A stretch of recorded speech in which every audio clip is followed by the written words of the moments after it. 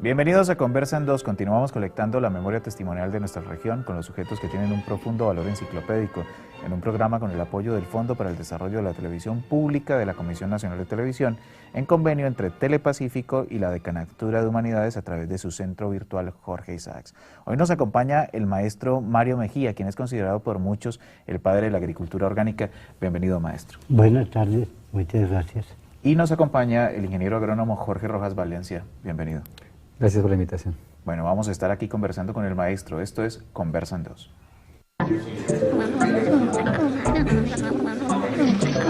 Estamos aquí, Conversan 2.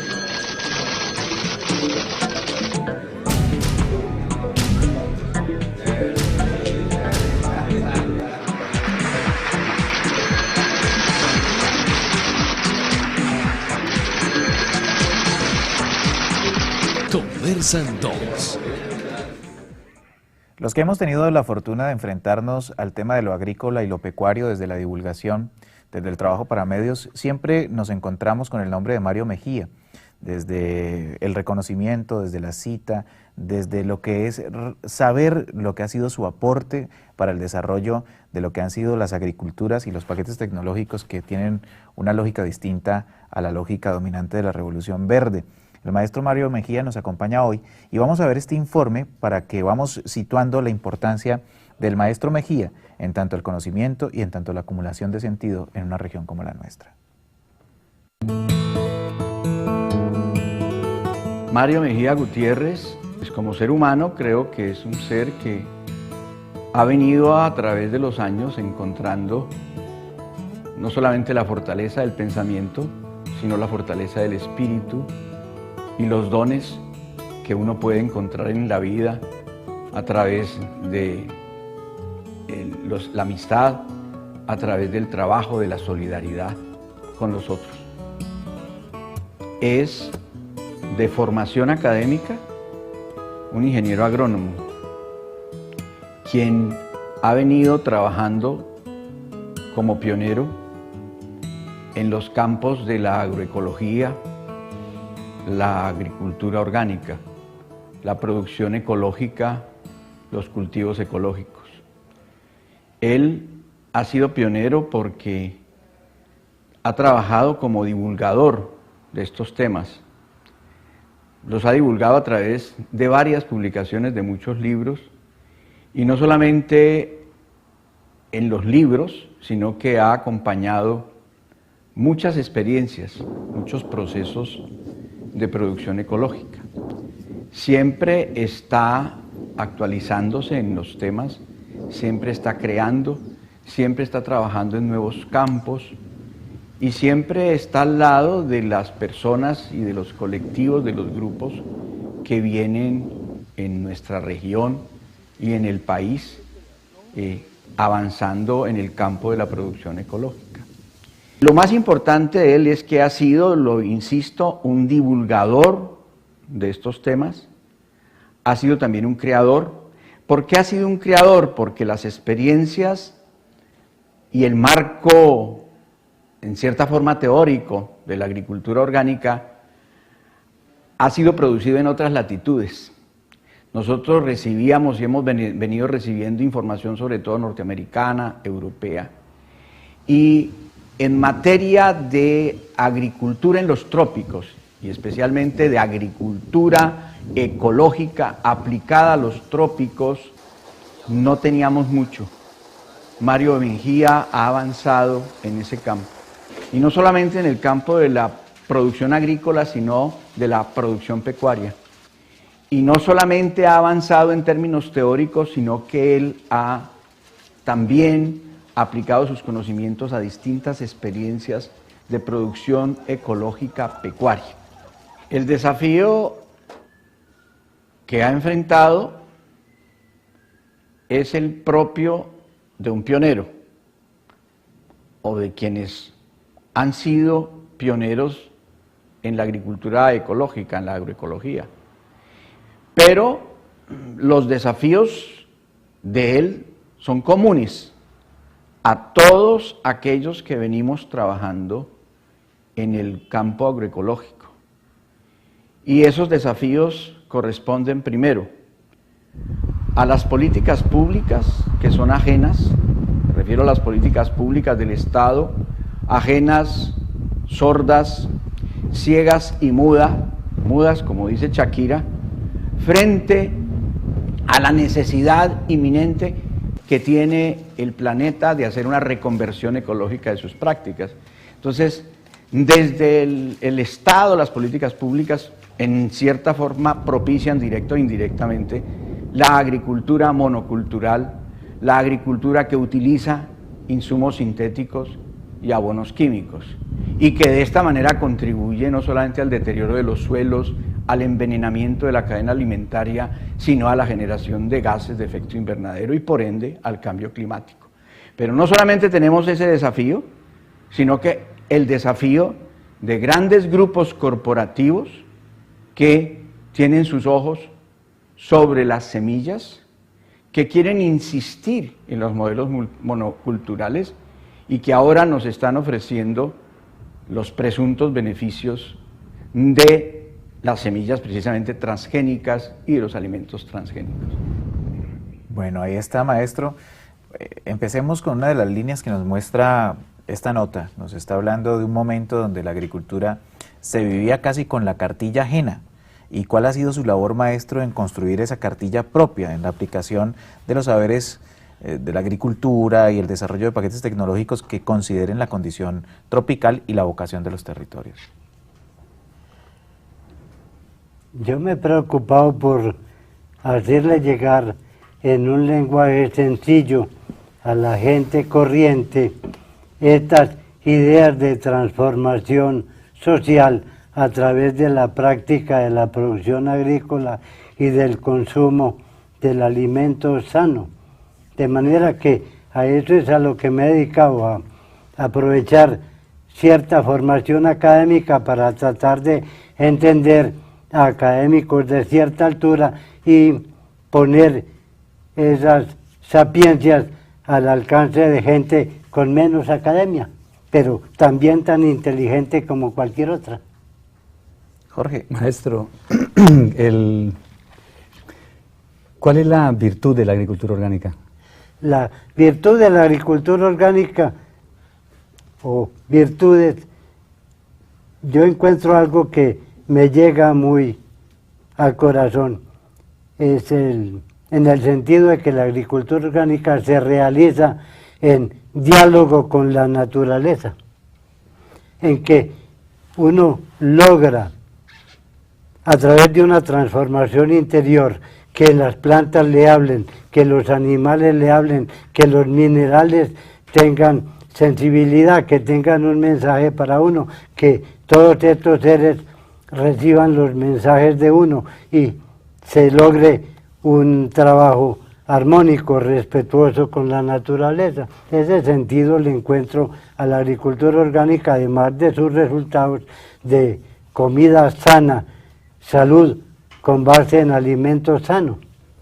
Eso podría sonar un poco raro para la gente, hablar con la planta, hablar con el suelo. ¿Cómo lo escucha? ¿Cómo lo escucharía alguien cómo sería escuchar a las plantas, al suelo, para hacer ese modelo agrícola? Es sumamente sencillo. En el campo se da espontáneamente. Sí, uno nace allí, uno trabaja allí, uno respira lo que está ocurriendo allí, uno escucha los sonidos de la naturaleza, uno convive con los fenómenos naturales, es decir, cuando uno tiene por su vida común, un manejo, una cultura de tipo ambiental, entiende esas cosas que se le dificultan un poquito a la gente que ha vivido cultura urbana, cultura de tipo muy doméstico, muy de apartamento, muy de bus urbano y cosas por el estilo, muy de taxi, y entonces se trata de dos ambientes muy diferentes, así como el ser urbano entiende ciertos requisitos y recursos y idas y venires de la vida urbana, el campesino entiende el entorno en que vive, porque si no lo entiende no puede desempeñarse. Entonces hay una aproximación muy rápida. Y además, usted puede con ciertos ejercicios puede llegar a comunicarse con una planta y que la planta le hable a usted. También puede hacerse a través de plantas de sabiduría. Y tenemos aquí en el Valle del Cauca una serie de personas muy aptas para entrenarnos y conducirnos en esa línea, como Ricardo Ospina aquí en Felidia, como Octavio Bejarano acá por los lados de Menga, como Alfredito. Pacho Mejía, que está ahora en Costa Rica, y como otra serie de personas. Y además, los que tienen cierta habilidad en manejo de plantas de sabiduría, se les abre el espíritu, las plantas les abren y tienen otro tipo de perspectiva que no es la perspectiva de la gente corriente. La gente generalmente cuando les plantean este tipo de alternativas se quejan del tema de la productividad. Sí. Dicen que ese es un tema muy importante. ¿Qué diría un agricultor orgánico de eso? El asunto de la productividad es que a los que nos ha tocado caminar en lo oscuro, como dijiste tú alguna vez, nos ha tocado una trayectoria un poco larga en eso. El argumento de producir cantidades a través de la materia orgánica fue materia de mucha preocupación hace aproximadamente unos 30 años, cuando a uno le preguntaban, ¿y si no es con agroquímicos, cómo? No era posible, no había una idea de que se pudiera manejar de otra naturaleza. Habíamos olvidado que hace más o menos 70 años se producía sin agroquímicos y se producía en cantidades incluso exportables. Luego vino esa transición de que había que producir con agroquímicos y se nos cerró el universo. Si no es con agroquímicos, ¿cómo? Usted está loco, usted es un irresponsable. ¿Cómo introduce a los campesinos en eso? Y lamentablemente no tenía una respuesta contundente. Entonces nos tocó caminar en lo oscuro, ir avanzando, ir estudiando, tener humildad, viajar, leer, consultar, mirar al vecino, cometer errores, por supuesto, y así fuimos creando algo más manejable por la gente, más asequible por la gente, y fuimos logrando un producto como que se puede presentar como base de salud, y resulta que a la salud no se le hacen cuentas, de manera que la agricultura orgánica se independiza un poquito desde ese punto de vista de la salud, de todos estos elementos de discusión de productividad y rentabilidad y cosas por el estilo, porque uno puede conseguir mucho dinero con agricultura química y de pronto ese dinero no le alcanza para pagar las cuentas de médico y hospital por haberse comido esas cosas. Eficiencia. Sí. Hablemos de la eficiencia entre los dos sistemas, porque el uno y el otro maneja una lógica diferente. Sí, son dos maneras muy diferentes de mirar el mundo, la producción agrícola, y en materia de eficiencia, la agricultura orgánica tiene sus parámetros, sus criterios, sus guías, pero lo fundamental allí es que la comida resulte sana, sin peligro ninguno, sin ninguna probabilidad de tener efectos tóxicos, y entonces la naturaleza además va respondiendo a ese tratamiento. O sea que la eficiencia ya está planteada en términos Sí. humanos y el valor de la salud Sí, y el valor de porque si uno le hace agresión a la naturaleza con agroquímicos, con transgénicos, con máquinas insensibles, etcétera, la naturaleza, que es un ser vivo, sintiente, reaccionante, empieza a cogerte antipatía, y esa antipatía se traduce en ineficiencia. Pero si tú tratas a la naturaleza con amor, como tú siendo hijo de ella, como tratando a tu mamá, la naturaleza lo entiende y te responde. Y te responde con salud, Te te responde con responde con tranquilidad. salud, con amor, con tranquilidad, con un género de vida totalmente diferente. De manera que en el fondo no se trata de poner a competir un producto orgánico con un producto convencional, sino que se trata de construir maneras diferentes de vivir, y esas maneras diferentes de vivir se pueden comparar, pero no encuentran transacción en los términos corrientes de competitividad, productividad, eficiencia, sostenibilidad y cosas por el estilo, porque se trata de mundos absolutamente diferentes, empezando por la cuestión espiritual. Pero entenderíamos también que hay una transición entre ese mundo diferente y ese otro mundo del orgánico. Hay una... Sí, por supuesto, hay un proceso para llegar allá. Y es un proceso de humildad, de estudio, de lectura, de ensayo, de equivocarse, de sufrir, porque sufrimos mucho. Fue duro, fue sumamente difícil. Ahora sí podemos hablar con un poquito más de tranquilidad, sobre todo ahora que el físico Phil Callahan encontró el vínculo entre biología y química, la física. Porque antes teníamos una propuesta en la agricultura convencional fundamentalmente química, después se le fue dando un cariz un tanto más biológico, sin embargo el vínculo físico no era tan evidente hasta ahora, apenas hace 2 años en que Phil Callahan lo demostró como científico físico en términos perfectamente indudables. Usted habló ahora que hace 70 años nosotros que se cultivaba sin agroquímicos. ¿En qué momento llega el agroquímico a la agricultura? El agroquímico es producto de las industrias de guerra. Los primeros agroquímicos, sobre todo insecticidas, son productos de la Primera Guerra Mundial. ¿Pero se hicieron para la agricultura o para la guerra? De la primera, para la guerra. Para la guerra. Era para matar muchachos. Ya. Porque la guerra consiste en eso, en que unos muchachos sanos maten a otros muchachos sanos. Es una cosa admirable. Entonces, los clorados se inventaron, mataron en Ypres en 1915 5.000 muchachos y dejaron muy averiados otros 15.000. Eso es una cosa que tiene que dar vergüenza a la humanidad. Y es producto de la alta ciencia química alemana, bueno, que luego la aprendió todo el mundo. Estamos viendo la historia del proceso de transformación en tanto a lógicas, y de este bloque nos queda una frase muy potente del maestro: es a la salud no se le sacan cuentas.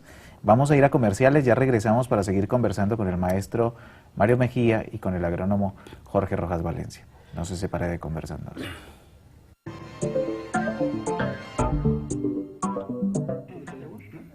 Regresamos a Conversan 2, estamos hablando con el maestro Mario Mejía y con el ingeniero agrónomo Jorge Rojas Valencia. Quedamos en el bloque anterior en algo que es muy importante para desarrollar, que es el vínculo que tienen esas lógicas de los fungicidas, de la revolución verde, de los monocultivos, en relación a las poéticas de guerra. Esas palabras que se utilizan constantemente en tanto a competencia, target, objetivos, que son muy lejanas a las palabras que tienen que ver con el amor. Vamos a ver primero este informe y ya regresamos con ese tema que nos quedó del bloque anterior, que es muy importante. Su gran logro es que fue la primera persona que habló de agricultura orgánica aquí en el Valle del Cauca, y me atrevería a decir que en Colombia.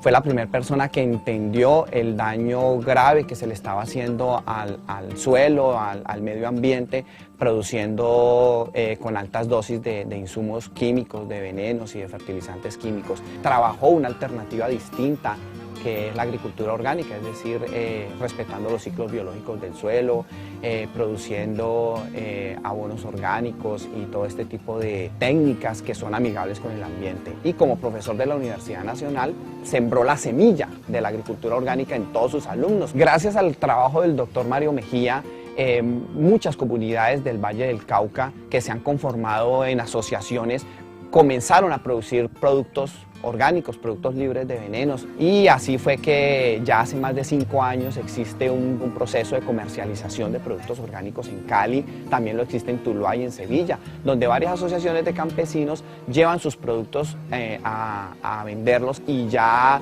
hay una cultura de consumo de estos productos. Eso podríamos decir que es uno de los frutos del trabajo del doctor Mario Mejía, pensar que ya hay un proceso firme de comercialización de productos orgánicos producidos por asociaciones, campesinos, personas que creyeron en la propuesta de Mario Mejía. El doctor Mario Mejía ha adelantado varios trabajos de investigación en los cuales ha ensayado con diferentes elementos, con diferentes productos, todos de origen natural, para mejorar la fertilidad de los suelos, acelerar los procesos de producción pero sin alterar el medio natural. Y estos trabajos de investigación estoy seguro que ya han dado su fruto en Colombia y en el extranjero. En días pasados, que casualmente hablé con el maestro Mejía, me estuvo comentando de un proyecto para lograr mayores niveles de fertilidad de los suelos de los llanos orientales. Y ese trabajo es muy valioso porque pues, suelos como los de los llanos orientales tenemos en otros países de Sudamérica, como Venezuela, como parte de Ecuador también. El doctor Mario Mejía desarrolló todos los procesos de producción limpia fundamentados en el profundo respeto a la tierra, profundo respeto a la creación de Dios. Todo lo que le haga daño a la tierra no va acorde al concepto de producción de Mario Mejía. Es entender la naturaleza, entender los ciclos naturales y ponerlos a servicio del hombre a través de la producción de alimentos. Muy bien, Bueno, lo que significa Mario Mejía y lo que significa cambiar de lógica bajo la idea de todo lo que le hace daño a la tierra se debe leer desde el calificativo inadmisible. Hoy nos acompaña en estudio, como invitado también, una de las obras del maestro Óscar Muñoz, donde vemos también una suerte de confusiones entre verdes y la pauperización de los mismos. Maestro, todo lo que le haga daño a la tierra, todo lo que significa un proceso de agresión a la misma, a ese ser vivo que usted considera la tierra un ser vivo, es algo que no es legítimo como proceso. Sí, no es admisible. Y lo que le hace daño a la tierra, nos hace daño a nosotros mismos. Eso, somos indivisibles, nosotros no estamos aparte de la tierra, formamos parte de la naturaleza. Si no entendemos eso, entonces ocurren estas dicotomías que vemos ahora, en que todavía hay gente que cree que Dios creó el mundo para que el hombre lo explote, lo transforme, lo degrade, lo vuelva miseria, acabe con el planeta, acabe con el universo, y lo está logrando con mucha, eso sí, eficiencia, a través del cambio climático, es una manifestación. Esa experiencia suya aquí en Colombia, ¿usted viajó por el mundo también y conoció otras experiencias similares a lo que estaba haciendo usted aquí? Sí, tuve la fortuna de darle la vuelta al mundo en una actitud muy humilde de aprendizaje. Entonces visité una serie de países importantes y tuve experiencias que me llenaron de mucho ánimo y esperanza, pero saqué una conclusión que creo yo que fue la única que valdría la pena resaltar, es que lo de nosotros es aquí. Lo de nosotros no es en China, no es en Berlín, no es en la Patricia Lumumba de Moscú, no es en la Universidad de Michigan, lo de nosotros es aquí. Y lo tenemos que hacer nosotros, no hay alternativa. Eso implica estudio, eso implica conocimiento. Por supuesto, implica entrega al papel que uno cree desempeñar en la vida. Es decir, si uno cree que vino a este mundo para algo, porque si no, perdimos el viaje. Autorreconocimiento, maestro. Sí. Hay que autorreconocerse. Y reconocimiento de nosotros allí. Es aquí. Los problemas nuestros son aquí, los tenemos que resolver nosotros, no hay donde copiar porque somos copiones, tenemos que estudiar lo nuestro. Este es el caso aberrante de los latosoles tropicales, hay que es nuestra, es que no pueden ocurrir sino aquí, a mi Dios le dio la gana que fueran solo acá, pero estamos esperando a que resuelvan el problema en Berlín para ir a copiar. En 1959 usted se gradúa como agrónomo y hace una tesis sobre ecología. Ay, por Dios. Hay que Por la recordarlo. cuenta. ¿Cómo se llamaba la tesis? Se llamaba Sociología Vegetal Colombiana. Sociología vegetal colombiana. En la literatura que uno averigua en Colombia y pues buena parte de la región, no encuentra uno una referencia del tema ecológico. ¿Cómo llega usted a eso? Como un muchacho, ¿cuántos años tenía, mayor? Pues más o menos tenía 20 y tantos, aunque mi mamá decía que yo nací viejo. Pero entonces recibí la influencia de un profesor nativo de Urrao, Antioquia, el doctor Félix Molina Montoya, que fue el primero que le escuché la palabra ecología y que hacía mucho énfasis en su cátedra de entregarnos a lo nuestro, preocuparnos por lo nuestro, desarrollar nuestros alimentos, construir el país. Era todo un programa político, yo no lo entendía en ese momento, pero ahora entiendo que él planteaba era un programa político, construir el país con base en la biodiversidad colombiana, con base en lo que tenemos acá, porque Dios nos mandó nacer aquí por alguna razón. ¿Y usted No nos recuerda mandó. las referencias de él? ¿Recuerda qué referencia le dio a usted para trabajar Sí, él me puso a trabajar con un lupinus del páramo del Ruiz y me alentó bastante a estudiar climatología, que lo hice con el profesor Hans Troyer de Cenicafé en Chinchina, y él daba ese tipo de orientaciones, muy particularmente él privilegiaba la culinaria criolla y era todo un experto en frijoles, colección de semillas y preparación de los frijoles. Y él, supongo que estaba solo, no hubo compañía allí académica, él era profesor. En una soledad, cruzando el desierto, porque los demás compañeros que habían tenido el privilegio de ir a estudiar a Michigan y lo miraban con cierta conmiseración, de manera que a él le tocó caminar en lo oscuro también. Bueno, usted sale de la universidad y no se dedica a la ecología, se dedica a un trabajo agronómico, en el campo comercial o algo así. Sí, salgo a trabajar con el Instituto de Fomento Algodonero para cumplir la política que dejó la CEPAL de sustitución de importaciones, porque en ese tiempo el 80% del algodón se importaba y empezaban también a ser grandes las importaciones de oleaginosas, de aceites y de soya. Entonces salgo a trabajar con el Instituto de Fomento Algodonero en ese tipo de ese plan y eso me permite conocer bastantes regiones de Colombia e ir reflexionando. Luego paso a la empresa privada. Fui gerente de campo de una gran empresa que hoy en día es uno de los grupos económicos dominantes de Colombia y algo me decía intuitivamente que allí se ganaba mucha plata, pero que eso no era lo mío. Y cometí la calaverada de retirarme sin saber a qué. Y me tildaron de loco, etcétera, tenían toda la razón, pero yo iba encontrando intuitivamente mi camino y lo fui encontrando. ¿Qué fue lo primero que encontró cuando salió de ahí? Gente. ¿Qué fue lo primero que encontró cuando salió de ahí? ¿Qué trabajo, qué articulación?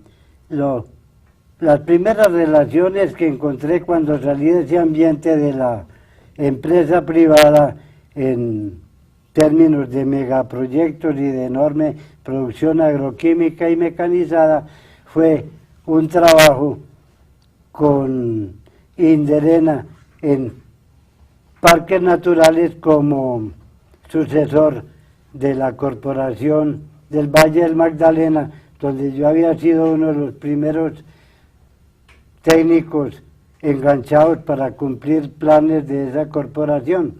Y ahí fue cuando empecé a relacionarme con temas ambientales y con la naturaleza misma, y particularmente cuando me tocó de director del Parque Tayrona, hacerle frente a contrabando de marihuana, a guaquería de piezas arqueológicas, a exportaciones clandestinas y cosas por el estilo. ¿De qué año estamos hablando? Por allá, como en los 60 ya. Ya. Ahí usted se queda y luego ¿cómo ingresa a la academia a partir de eso?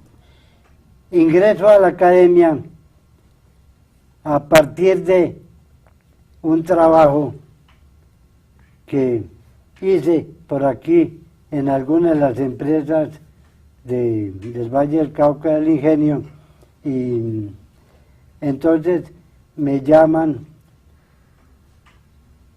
al Instituto de Fomento Algodonero nuevamente como gerente de la regional del Tolima Norte, y allí me encuentra mi gran maestro y Rafael Parga Cortés, rector de la Universidad del Tolima, que va, me visita, me dice: hombre, me han comentado que usted como que tiene una concepción un poco diferente de los estudios agrícolas y los necesito para que me ayude en la Universidad del Tolima.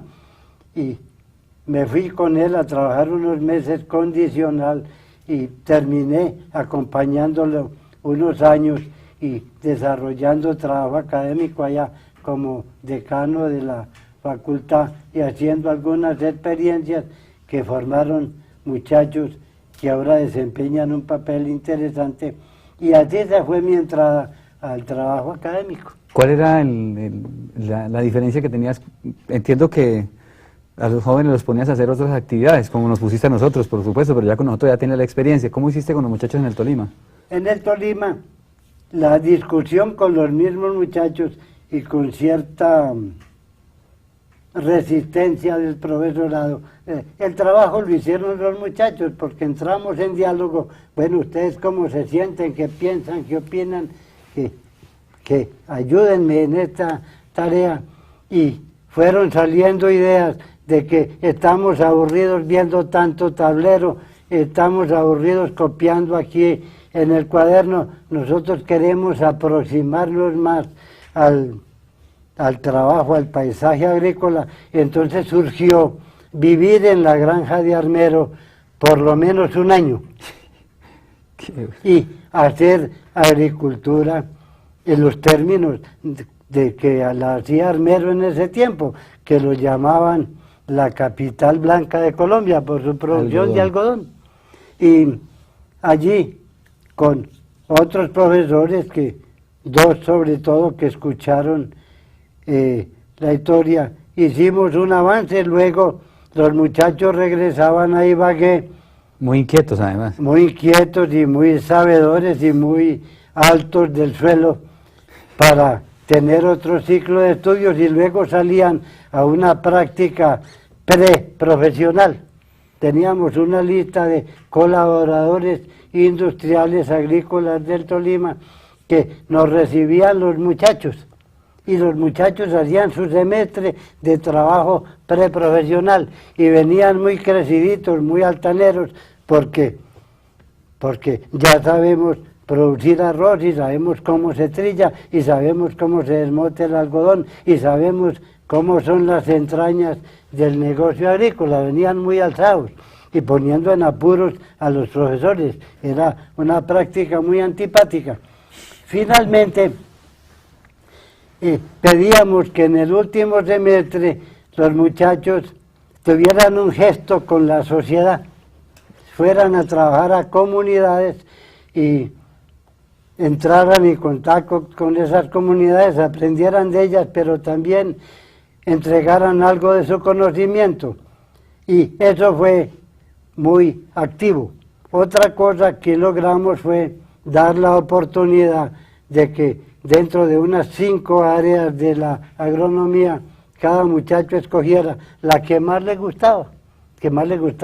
Ingeniería de riegos, tomaba unos cursos especiales. El que más le gustaba solamente la cuestión botánica, tomaba unos cursos de fitotecnia.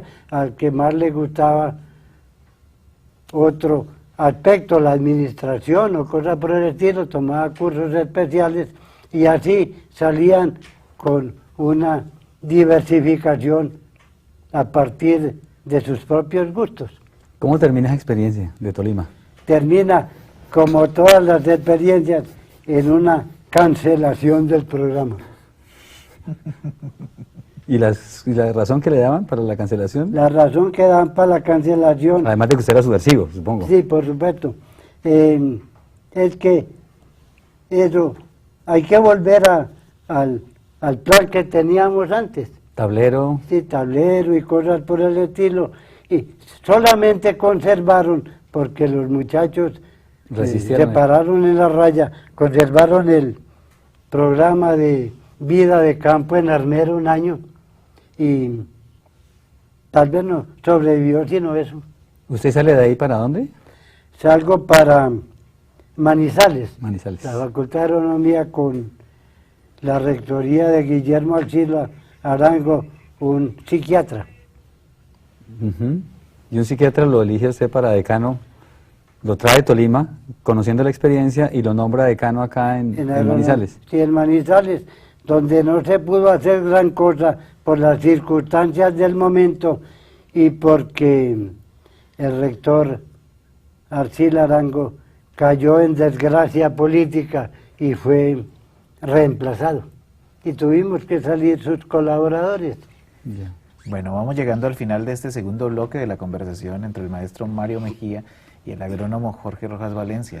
Ese paso de la transformación del nombre de Mario Mejía en tanto al adjetivo de subversivo, loco, hoy en día considerado maestro. Vamos a seguir caminando en la oscuridad con él, en su memoria, en su recuerdo, lo que es este espacio de dolor que en determinado momento significa el no haber sido comprendido. No se separe de Conversan 2, ya regresamos.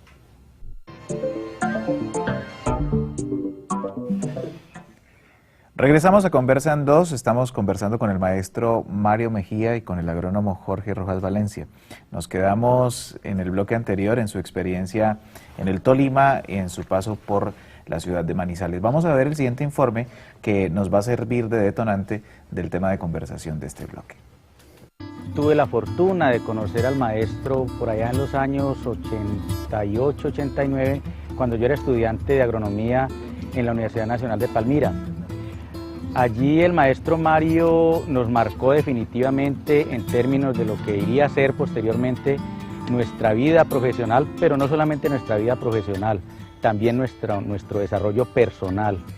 El maestro Mario nos enseñó que además del discurso dominante de la agricultura tecnificada, de la agricultura química, también habían otras formas de agricultura, las agriculturas creadas por los campesinos, por los indígenas, por las comunidades negras, y que habían todas las posibilidades para hacer una agricultura en armonía con el medio ambiente. El discurso del maestro Mario Mejía empieza a institucionalizarse a partir del momento en que se reconoce la necesidad de desarrollar una agricultura que no envenene a los seres humanos, que no envenene al medio ambiente y que respete las culturas de los pueblos. Eso se institucionaliza a partir de la introducción en los pensum de agronomía de asignaturas como la agroecología. A partir de allí, entonces, viene todo un movimiento donde se tiene que destacar el trabajo de las organizaciones gubernamentales, donde legitiman desde la perspectiva social la práctica de la agricultura ecológica. Inicialmente trabajó a profundidad lo que fue el clima y los diferentes modelos de uso del suelo, tanto para Amazonia como Orinoquia, zona andina, zona Caribe y zona pacífica. Y allí fundamentalmente destacaba los aportes de esas comunidades tradicionales que han habitado estas zonas en función de crear sistemas de producción que todavía son vigentes. El maestro también ha recuperado y reivindicado los elementos de espiritualidad que están involucrados en cualquier práctica de carácter productivo o en cualquier iniciativa de conservación ambiental. El legado del maestro Mejía, nosotros pensamos que va a continuar. Las enseñanzas del maestro han sido de tal profundidad que han marcado las vidas de muchas generaciones de personas que tuvimos la fortuna de tenerlo a él como maestro.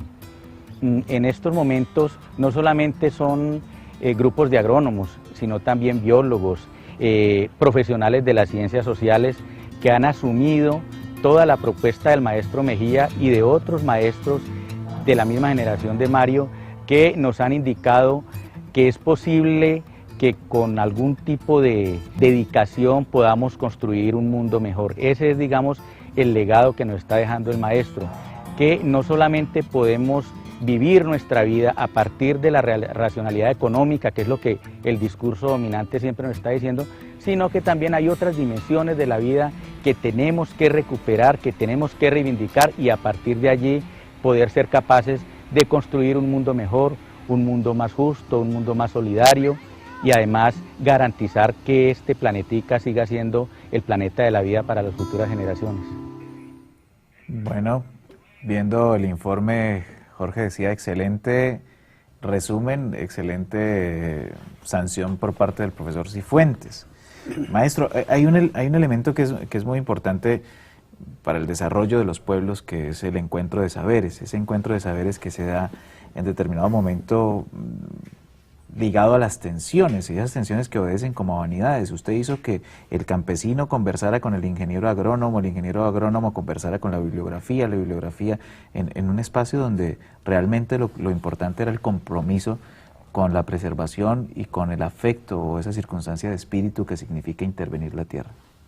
Hablemos de esos aspectos que como filosofía significa lo que hoy es el legado suyo como loco, subversivo, profesor y maestro. Bueno, yo creo que el legado final sería que hiciéramos un esfuerzo por lograr la unidad, ecología o conocimiento de la naturaleza o ciencia o como lo quiera llegar alguien, como se quiera llamar, con espiritualidad. Y finalmente que de esa unidad se haga unidad con decisiones ya políticas, sociales que beneficien a la sociedad. Ese sería mi último mensaje y mi mayor anhelo, que hubiera la unidad de ecología, espiritualidad, política. Yo lo empiezo a encontrarlo leyendo a Raymond Panikar hacia 1987, que plantea que la ecología por sí sola no puede, es incapaz de resolver los problemas de la naturaleza y de la supervivencia social, porque le falta la fuerza, le falta que sea impulsada por convicción, que ese conocimiento haga permeabilidad en todos nuestros actos de nuestra vida, que logremos siquiera reciclar en casa las propias basuras que hacemos en casa y cosas por el estilo, que seamos capaces de renunciar a ciertas comodidades, que seamos capaces de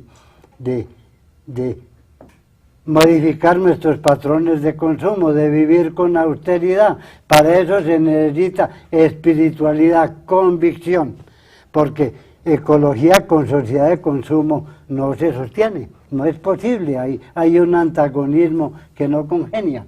Entonces, si no se desarrolla convicción, espiritualidad, que te lleve evidentemente a tomar decisiones que hagan tu vida muy en armonía con la naturaleza, entonces la unidad no se dio y la ecología no funciona. Y si uno se vuelve solamente espiritual, remate en la mística y la mística te saca del mundo antes de morirte, entonces tampoco logras nada. Pero es a partir de esa espiritualidad como luego puedes plantear soluciones políticas, puedes plantear planes políticos, puedes plantear construcción de sociedad. Y ese tipo de unidad no se da, perdimos el viaje. O sea, hasta los curas tienen algo que jugar allí, pues. Por supuesto, esto es para todo el mundo, hombre, mujer, rico, pobre o lo que sea. Tiene que haber una transformación espiritual en cada cual, o si no, no logramos absolutamente nada. Últimamente has tenido y te he conocido en experiencias urbanas, con Siloé, con la zona aquí arriba de la montaña, no recuerdo el nombre ahora, pero estás aquí en la zona de ladera de Cali. ¿Cómo has visto esa experiencia allí? Porque ya no son agrónomos, son muchachos jóvenes, son de las ciudades. Sí, y son muchachos de los sectores más pobres, más en desventaja social.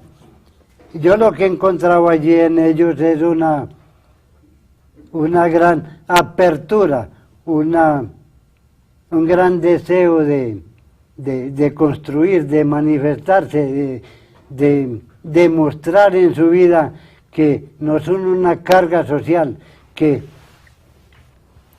tienen un potencial, que lo pueden desarrollar, que lo que necesitan es un apoyo, una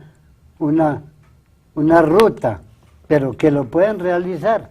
Cualquier persona puede aportar su pequeño poder a la construcción de la sociedad. Bueno, Eugenio, en la conversación que hacían en el corte, hablaba de que hubo un momento en el que esta resistencia, este irresponsable, loco, subversivo, no solamente reconocido como profesor, sino como maestro. ¿En qué momento usted sintió que eso ocurrió en ese trabajo? ¿O ha ocurrido? ¿Sí siente que ha ocurrido? Bueno, la vida de uno es un proceso y uno a ratos no encuentra ese tipo de ruptura. Sin embargo, yo recuerdo que una vez concursé con un grupo holandés de cooperación técnica internacional para un trabajo en Amazonia, y allá estuve en la selva unos 3 años, y ahí me torcí definitivamente.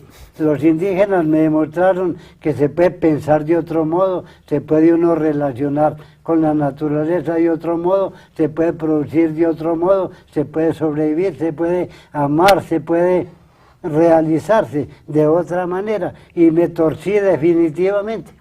Luego tuve otras lecturas, las que se me suministró Paul de Jose, belga, en Bogotá, que me ayudó mucho, me introdujo a la filosofía budista hinayana de Masanobu Fukuoka, el agricultor de la no intervención. Bueno, hay una de su vida también que no hemos comentado, también hay un paralelo que es la escritura. O sea, algo que nos impulsó usted desde la universidad cuando hablábamos es, ¿ya lo escribió? ¿Ya lo escribió? Bueno, ya lo escribió, usted ha escrito, ha tenido una producción fuerte en los últimos años. Desde el principio, lo que nombró un poco Eugenio ahora en la nota, que fueron las notas sobre clima y uso de la tierra en la Amazonia, clima y uso de la tierra en el Pacífico, en los Andes, en la costa atlántica, que esa es la producción universitaria.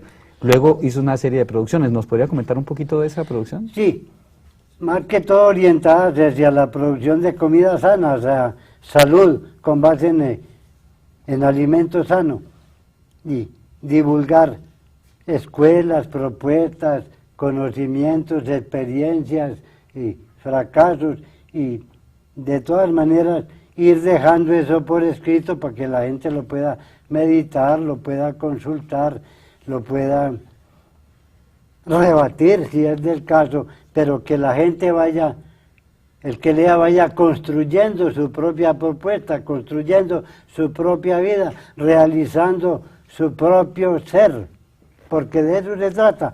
Yo no recomiendo que nos afiliemos a determinada escuela o a determinadas escuelas, sino que cada cual estudie, mire y profundice y construya su propia escuela a su gusto, según sus posibilidades, sus limitaciones, según su propio espíritu, su propio desarrollo, su propia convicción. Ese es el sentido del libro Sí, de las 101 agriculturas, porque hemos hablado a lo largo del programa de la agricultura orgánica, pero en realidad hay un tipo de agricultura allí que tú le pones 101 nombres, creo, ahí. Sí, hay más de 20 propuestas alternativas de cultura escrita, pero hay más de 100 de cultura oral, más la que usted se invente para usted. Esa es la 101. 101. Bueno, vamos llegando al final de esta emisión de Conversa en Dos. Gracias, maestro Mario Mejía, por acompañarnos. Con mucho gusto.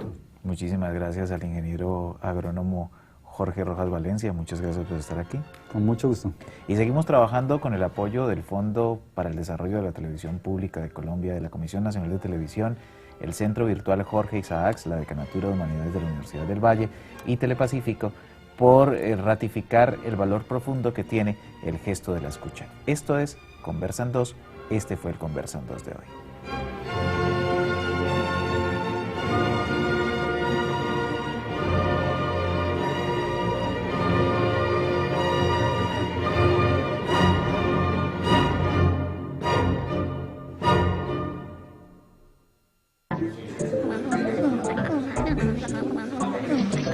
Estamos aquí, Conversan 2.